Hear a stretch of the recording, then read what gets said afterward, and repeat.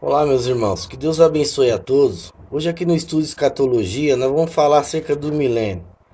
Uma interpretação literal de Zacarias 14 tem levado muitos ao absurdo de concluir que um reino milenar, o sacerdócio levítico, será restaurado e retornaremos às práticas de sacrifício de animais no templo, que precisará ser mais uma vez reconstruído em Jerusalém, e que os povos virão anualmente a Jerusalém para a celebração das festas judaicas, dos tabernáculos nos moldes do Antigo Testamento.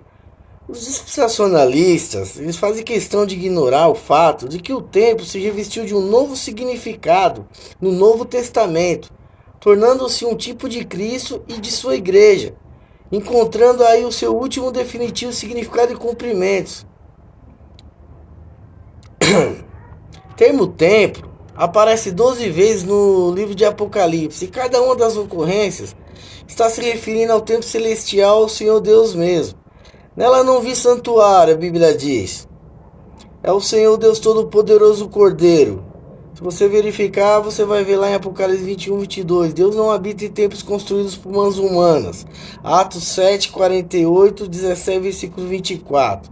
O tabernáculo, o templo do Antigo Testamento, era a sombra das realidades que se manifestou em Cristo na sua igreja, Hebreus 9. Com a chegada do verdadeiro templo, não há lugar mais para templos construídos por mãos humanas. Assim como a glória do Senhor encheu o tabernáculo, o templo do Antigo Testamento, lá em Êxodo, a partir de Pentecoste, a igreja, o corpo de Cristo, foi cheia do Espírito Santo de Deus, porque nós somos o santuário do Deus vivente. Como ele próprio disse, habitarei, andarei entre eles, serei o seu Deus e eles serão o meu povo.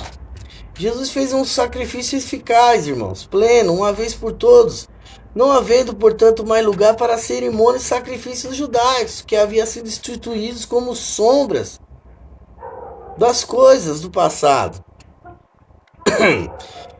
João 4, 21 e 3, falando à mulher samaritana, Jesus anunciou a chegada do templo em que a verdadeira adoração não estaria mais confinada ao templo de Jerusalém, mas que se tornaria descentralizada, universal, realizada em espírito e em verdade.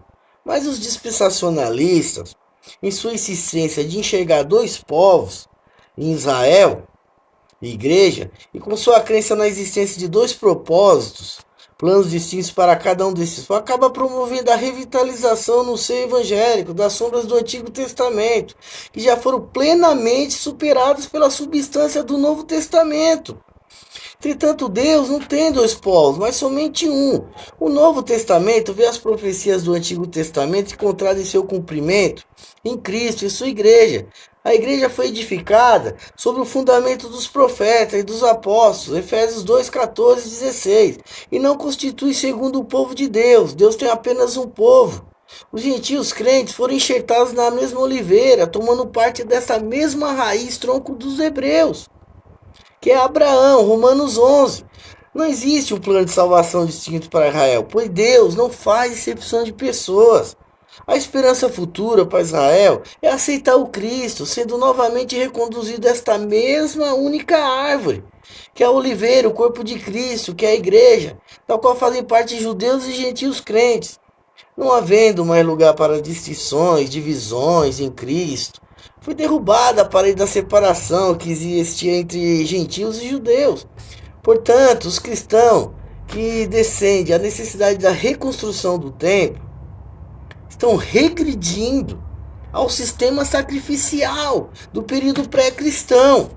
Sistema esse que foi anulado, tornando-se obsoleto por ter sido substituído e superado pelo sacrifício definitivo de Cristo na cruz.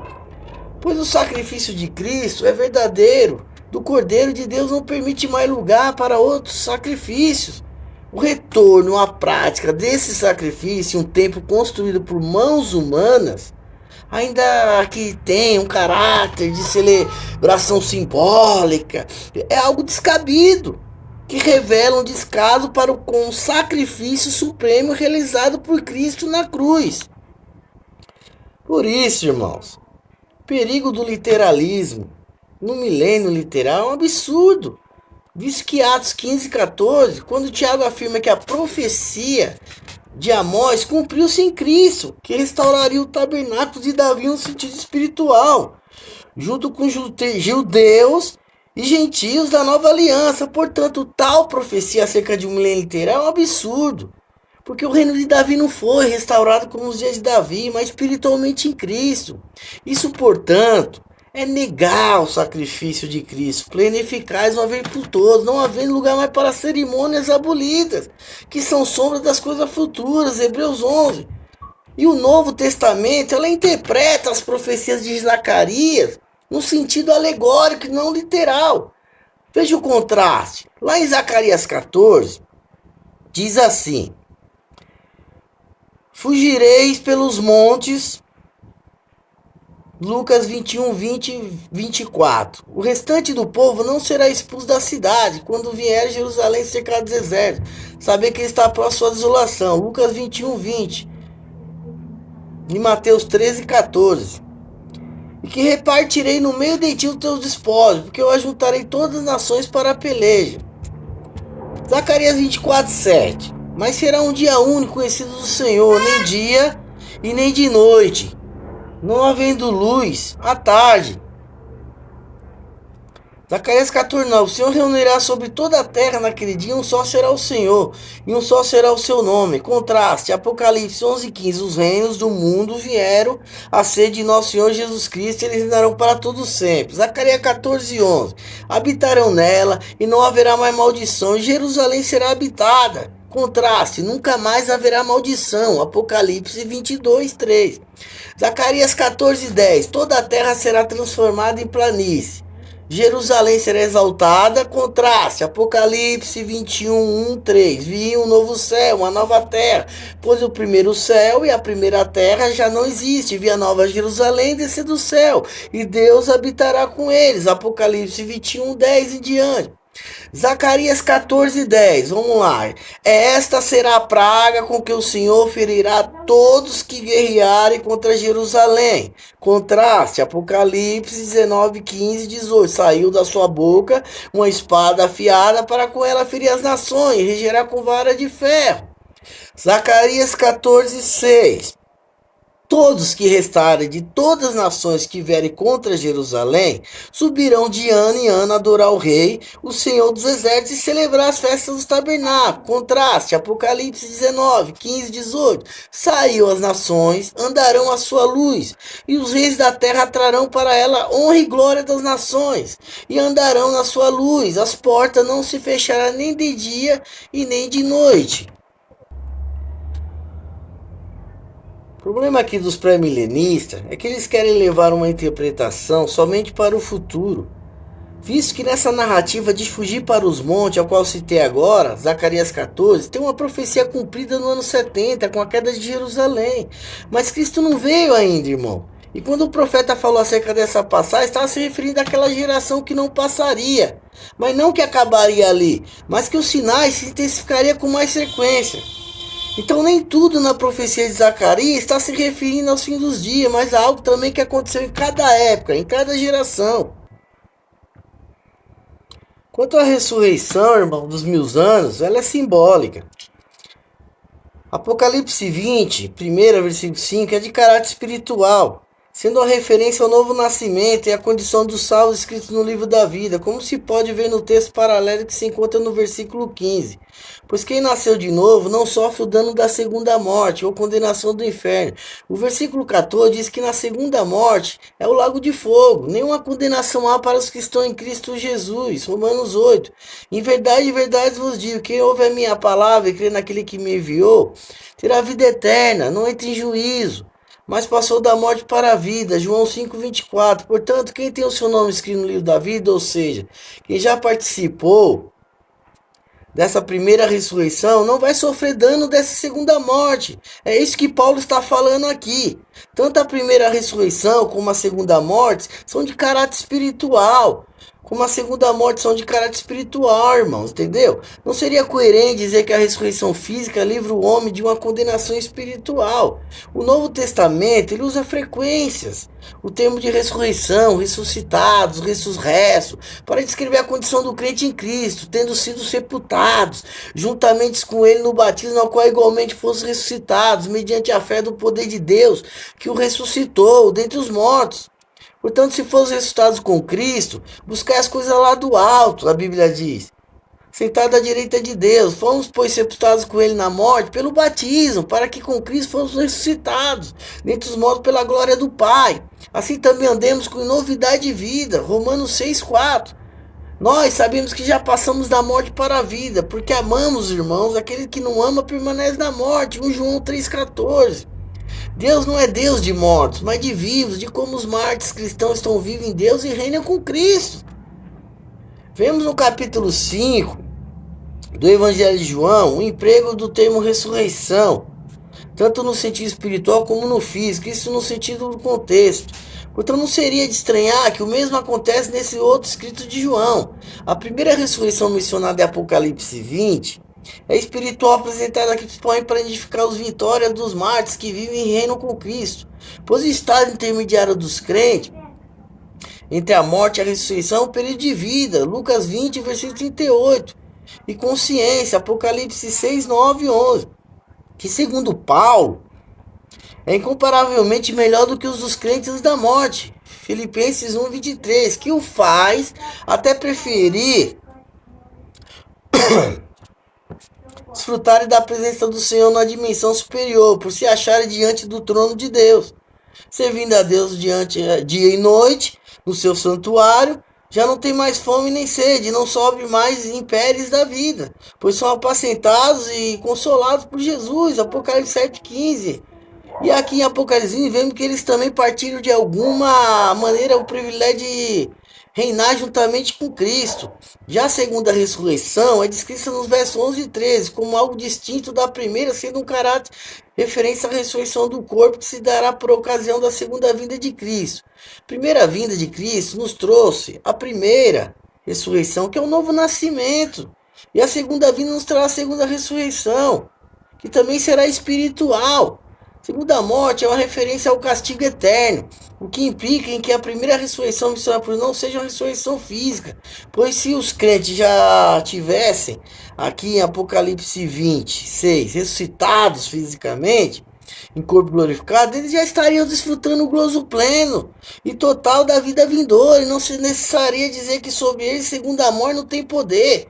Sendo assim, teríamos aqui o uso do recurso estilístico comum naquela época, conhecido por achismo, que disporia os 4 elementos, primeira e segunda ressurreição e primeira e segunda morte, de modo a estabelecer um contraste diagonal em X, como ilustrado mais à frente. Se alguém não foi achado, escrito no livro, ela lá diz, da vida, indica a condição do salvo, daquele que nasceu de novo, que já foi ressuscitado espiritualmente com Cristo, que já passou da morte para a vida, enquanto que no versículo 14 é dito que o lago de fogo é a segunda morte. Assim, esse contexto estabelece o mesmo contraste contado no versículo 6, que diz, bem-aventurado e santo aquele que tem pai na primeira ressurreição. Sobre esses, a segunda morte não tem autoridade. E o contrário, serão sacerdotes de Deus e de Cristo e reinarão com ele 1000 anos. O que fortalece o argumento em defesa da interpretação da primeira ressurreição como de natureza espiritual, não apenas pelo contraste estabelecido, mas também pelo paralelo que se vê entre os versículos 6 e 15, onde a expressão do versículo 6, aquele que tem parte na primeira ressurreição, tem a sua expressão paralela no versículo 15, em termos que não deixa dúvida quanto o caráter espiritual da mesa. Foi achado escrito no livro da vida, ou seja, aquele que tem pai na primeira ressurreição é o mesmo de dizer que foi achado escrito no livro da vida. Só existe uma ressurreição física e geral de todos, que sejam eles crentes ou incrédulos. Daniel 12, Atos 24. Vindo após isso o juízo, o estado eterno, porque importa que todos compareçam perante o tribunal de Cristo, para que cada um receba segundo o bem ou o mal que tiver feito por meio do corpo. 2 Coríntios 5,10. Os que não tiveram seus nomes escritos no livro da vida são condenados. Apocalipse 20. Jesus ensinou claramente, irmão, que a ressurreição seria geral para todos os crentes e não crentes, uns para a vida e outros para a condenação. Não vos maravilheis disso, porque vem a hora em que todos os que se acham nos túmulos ouviram a sua voz, serão os que estiverem feito bem para a ressurreição da vida, e os que estiverem praticado mal para a ressurreição do juízo. Em Mateus 25, 31, 46, lemos que com a segunda vinda de Cristo se dará o juízo final com a separação dos cabritos e das ovelhas, e que os primeiros vão para o castigo eterno e com os demais para a vida eterna. O Novo Testamento sempre diz que o juízo final se seguirá da segunda vinda de Cristo. 2 Tessalonicenses 1,7 e Mateus 16, 27 e Mateus 25, 31. Também estabelece esta mesma relação ao dizer o credo apostólico de onde há de vir para julgar os vivos e os mortos. Note que não diz de onde há de vir para inaugurar o seu reino milenar. Seguindo esse raciocínio, o milênio só poderia acontecer antes da segunda vinda de Cristo, pois é o juízo que se seguirá à segunda vinda. Portanto, é bem razoável concluir que o texto de Apocalipse 20 não está ensinando nada de novo, como duas ressurreições físicas separadas por um período de 1000 anos, mas sim estaria falando de modo simbólico, como é característica da literatura apocalíptica, do tema da ressurreição, de modo a concordar com todos os vários outros textos bíblicos do Antigo e do Novo Testamento, que são unânimes no ensino de uma ressurreição geral, tanto de crentes como de incrédulos, seguido ali do juízo final. Veremos a seguir um estudo mais acurado lá na frente sobre a natureza de Deus em sua íntima relação com a natureza e missão de Jesus e do Espírito Santo. Mas os eventos registrados no capítulo 19 e 20 de Apocalipse não estão em ordem cronológica, como querem os pré-milenistas. Pois o capítulo 19 não termina com a descrição da segunda vinda, mas sim com uma clara descrição do juízo final, culminando com a destruição ali de todos os seus inimigos de Deus. Se o capítulo 19 conclui com a morte de todos os habitantes da terra, cujos nomes não estão escritos no livro da vida, quem restou das nações ali para um reinado milenar na terra? Essa é a minha pergunta. Além disso, o milênio descrito em Apocalipse não descreve Jesus reinando em Jerusalém. Mas do céu não faz sentido algum supor um montim generalizado contra Jesus no final dos 1000 anos. É absurda a ideia de exércitos marchando sobre a terra para atacar com armas a Jesus e os salvos, com corpos glorificados e indestrutíveis. Só é no mínimo estranho que Jesus careça de um fogo vindo do céu para destruir seus inimigos, quando bem sabemos que Jesus, mesmo que desce do céu em meio a labaredas de fogo para destruir seus inimigos. Temos aqui a alusão à segunda vinda de Cristo, em socorro à sua igreja, que sofre a perseguição no período dessa grande tribulação.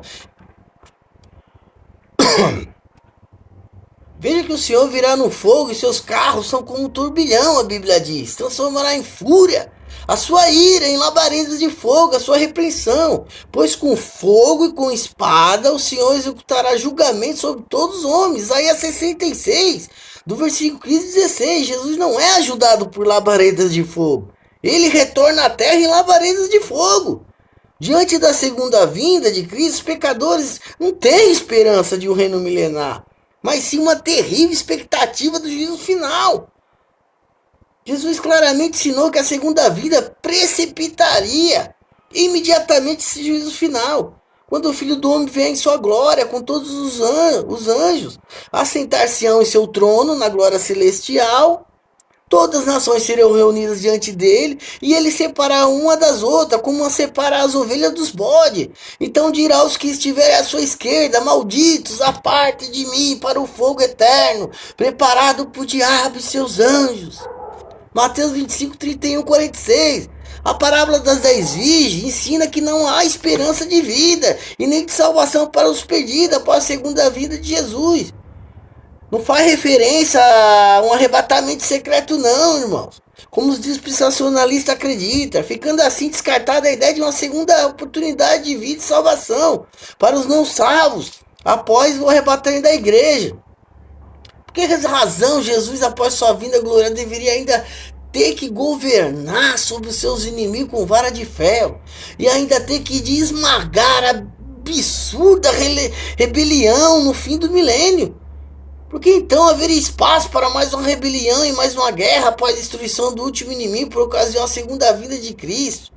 Portanto, Apocalipse 20 não está ensinando nada novo e nem diferente, meus irmãos, do ensino de Jesus e de seus apóstolos, que deixaram claro que a primeira vinda de Cristo inaugurou o reino de Deus, que Jesus reina no seu trono celestial, colocando um a um de seus inimigos debaixo de seus pés, cujo último inimigo será a morte, será destruído por ocasião dessa segunda vinda, que é única, pessoal e visível.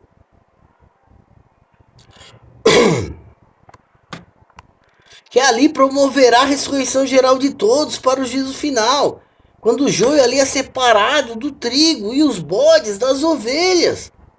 Os mortos em Cristo ressuscitarão, receberão corpos espirituais indestrutíveis, capacitados para viver eternamente na Jerusalém celestial. Não pertencemos a essa Jerusalém terrena celestial. Não pertencemos a Jerusalém terrena. Nossa cidade é celeste. Aguardamos novos céus e nova terra, nossa morada celestial que Jesus vai nos preparar. O arrebatamento secreto que os dispensacionalistas tornam em dizer é uma doutrina dos nicolaítas, irmão. Falsos apóstolos, doutrina de Balaão, falso profeta, cujo espírito lança pedras de tropeço contra o povo de Deus, que é a igreja, e faz seguir Jezabel, Jerusalém terrena e apostata, mergulhando assim nas profundezas de Satanás, doutrinas demoníacas, judaicas, sionistas, mediante a falsa afirmação de que cristãos que apoiaram os judeus incrédulos receberão algumas migalhas de uma suposta graça concedida somente a esses judeus incrédulos, ignorando que a igreja é a verdadeira Israel e que os judeus vão herdar algo de Deus serão os judeus crentes em Jesus Cristo. E agora os pré-milenistas, eles querem afirmar que por ocasião da segunda vinda, Cristo vai separar os bodes ali e irão ficar de todas as nações para desfrutarem das bênçãos de um milênio, em vez de terem que se deparar com o juízo final. Sendo que esses mesmos bodes, em Mateus 25:46, são lançados imediatamente no tormento eterno, mediante a segunda vinda de Cristo. E para entornar o caldo, os pré-milenistas creem que no final do milênio, esses mesmos povos, adoradores da besta, se rebelarão em massa contra Jesus. Um absurdo! Pegando em armas para fazer guerra contra ele. Um verdadeiro absurdo, irmãos. Imaginar uma guerra entre mortais, seres humanos armados com armas humanas, imaginando destruir o glorioso Filho de Deus, seus santos, que na época já vão possuir corpos glorificados e indestrutíveis. E ainda querem se justificar dizendo que esses bodes são os covardes que se esconderam e não aceitaram o sinal da besta. Sendo que em hipótese alguma Deus pouparia covardes que não estivessem no grupo dos bodes, aqueles que recebem o sinal da besta. A Bíblia é clara quanto os covardes, a parte que lhes cabe é lago de fogo e enxofre, Apocalipse 21:8, a saber, a segunda morte. Não existe mais dois grupos de pessoas após essa segunda vinda de Cristo. Acerca do significado, irmão, dos outros mortos que não reviveram até que se completasse os 1000 anos, o significado dos outros mortos que não reviveram até que se complete os 1000 anos não tem um significado literal de se entender, mas espiritual, visto que a vinda de Cristo não é, irmãos, carnal. A vinda de Cristo ela é espiritual, ela vem em espírito, Cristo vem em espírito, entendeu? Ninguém sabe a hora e nem o dia que ele virá. O próprio apóstolo diz em sua epístola que a vinda de Cristo será como um ladrão e não sabe a hora em que ele virá, mas nos pegará de surpresa. O próprio apóstolo Paulo diz que a ressurreição é espiritual, onde ali os corpos dos vivos automaticamente serão transformados em corruptível glorioso. Algumas linhas de pensamento que querem literalizar uma ressurreição física, sendo que o texto diz ao contrário. O fato de se entender que a ressurreição é espiritual, tanto para os que morrem em Cristo e vivem em Cristo, Apocalipse 6, é não literalizar duas ressurreições. Paulo não fala de duas ressurreições, e sim de uma ressurreição única, em Cristo, que já faz valer tanto para os que morreram no passado, como os que morrem no presente século. Esse é o entendimento, porque a parábola das 10 virgens e do rico Lázaro estão em dois lugares distintos. Já ressuscitados em espírito, vivendo a eternidade, porque da segunda morte já não tem poder lá sobre eles. Mas passaram da morte para a vida, igual o ladrão da cruz, igual os mártires de Apocalipse 6. Não existe ressurreição carnal, a ressurreição é espiritual. E quando morremos, já estamos assentados nas regiões celestes com Cristo. Esse é o motivo da vida ser única e visível. E o julgamento vindo logo a seguir após a vinda de Cristo, visto que o trono branco se instalará logo na sequência desse episódio para dar o veredito final para aqueles que estão mortos espiritualmente em Cristo. Uma parábola das 10 virgens, ali onde o noivo chegou e não estava preparado para sua chegada. O texto tem um significado metafórico, figurativo de se entender, quando diz que não reviveram até que se complete os 1000 anos, irmão. Na vinda de Cristo, os ímpios que são os bodes, entendam o seguinte, que Deus irá separar. Estarão ali mortos espirituais, para combater o Cordeiro, onde se cumprirá o que Mateus 24 diz. Mateus 24 diz que chorarão e lamentarão após a vinda de Cristo, por não aceitarem Cristo, mas quiseram estar mortos em seus pecados, sem esperança de salvação.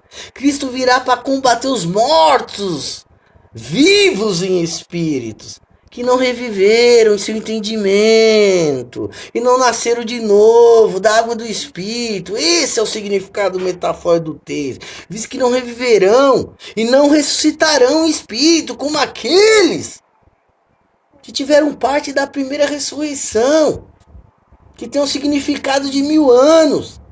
Que 1000 anos para Deus é como um dia como 1000 anos. Que tem um aspecto espiritual de se entender, e não literal. Por isso tem uma expressão, um significado de reviver, em seu entendimento, a qual ele virá num dia, que 1000 anos para ele é como um dia. Não podemos achar que todas as pessoas que estiverem vivas na sua vinda, entendeu? Estarão acreditando nele, mas estarão mortas em espírito, visto que estão ali para combater o Cordeiro, o Filho de Deus. Assim a vinda de Cristo será única e visível. E quando ele vier, não será em duas fases, e nem para instalar um milênio aqui na terra, mas quando ele vier, o juízo se instalará e todos estiveram ali não terão chance de salvação, irmão. Aí virá o trono branco, será instalado. Nesse intervalo de tempo, o Apocalipse dará aos mortos que nele havia, onde estão vivendo centenas de mortos hoje no aspecto plano espiritual, um lugar intermediário que todos conhecem, chamam inferno, serão lançados no lago de fogo e enxofre, que é a segunda morte definitiva. Segundo a ressurreição do trono branco, na vinda de Cristo, não pode ser física, mas espiritual, visto que o lago de fogo não poderia comportar pessoas carnais, sendo que ele tem um aspecto espiritual e eterno. Assim, quando Cristo voltar, os que foram mortos, a vinda gloriosa, serão automaticamente destruídos, irmãos. No sentido de morte eterna, porque o Apocalipse tem um sentido figurado de se entender. Esse é o fato de a Nova Jerusalém só poder descer, e os novos céus e a nova terra, depois do julgamento do trono branco, e porque não existiu um milênio literal de 1000 anos. Assim, irmão, termina esse vídeo aqui, mas devemos reconhecer o contexto em que as profecias foram proferidas e as características peculiares de linguagem profética. Precisamos também deixar que a Bíblia, ela interprete a própria Bíblia, levando seriamente em consideração as interpretações de Cristo e seus apóstolos que deram as profecias, e as interpretações lá no Antigo Testamento, junto com os apóstolos, como dissemos ao princípio, o sino de que será restaurado sacerdote levítico para a celebração de sacrifício de animais no tempo da época do milênio, é um contrassenso, é injustificável retrocesso, é ofender a cruz de Cristo, irmão.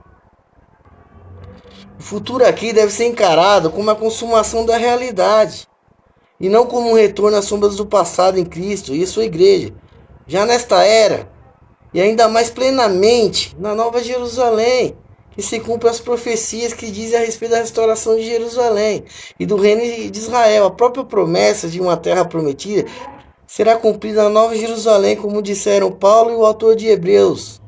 Que Deus abençoe a todos e possam refletir abundantemente em nome do Senhor Jesus.